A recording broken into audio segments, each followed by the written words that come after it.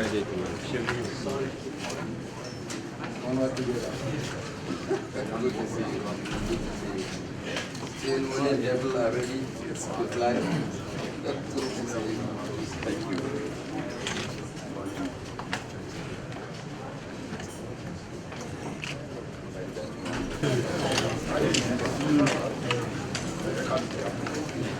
Wait.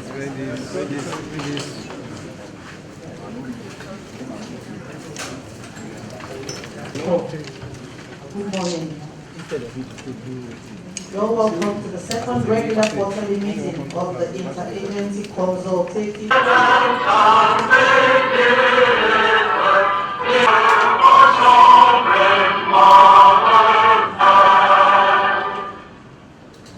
Thank you. Please take a seat. And the members of the commission. Seated right, Commission Professor Mahmoud Yakubu, co-chairing. Thank you. Says Malam Nuhuri Badu, represented by the Director Internal Security. Members of the NEC Press Corps, ladies and gentlemen, I welcome you all to our second regular quarterly consultative meeting this year, following a similar meeting held on Tuesday, 11th February 2025. Let me therefore express the Commission's appreciation to you for always responding to our invitation to these important meetings.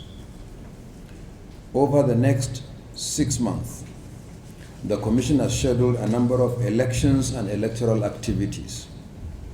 Today's meeting is holding in the middle of 2 electoral activities. These activities require security deployment, and there are 3 of them.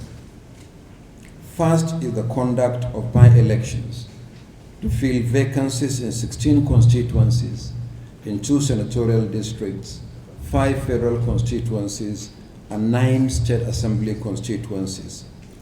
The by-elections will be held in 12 states of the Federation, involving 32 local government areas, 356 wards, and 6,987 polling units. The by-elections will be held on the 16th of August 2025. To aid your operational plans, the full delimitation details of the 16 constituencies are enclosed in your folders for this meeting, and the same information is also available on our website. Furthermore, 2 outstanding court-ordered rerun elections, severely disrupted by thuggery and violence, will also be held on the same date upon assurances from the relevant security agencies for adequate security protection. These are the Enugu South 1 state constituency in Enugu State and the Garis Anyawa state constituency in Kano State. The second activity is the off-cycle governorship election in Anambra State, scheduled for 8th November 2025. Related to the election in Anambra is the resumption of the continuous voter registration in the state from 8th to 17th July 2025. Only yesterday, the Commission released the timelines and locations of the exercise, which will be held simultaneously in 326 wards across the state. Although the security situation in the state is calmer now than what it was on the eve of the last governorship election 4 years ago, I urge you to use the continuous voter registration to fine-tune your preparations for securing the forthcoming election. Detailed information on the location of the voter registration centers is also enclosed in your folders for this meeting. The third activity is the resumption of the continuous voter registration nationwide, beginning with the online pre-registration of voters on 18th August 2025, followed by the in-person registration on 25th August 2025. The exercise will take place in our state and local government offices throughout the country. The full details will be made public soon, and we will share the same information with the security agencies.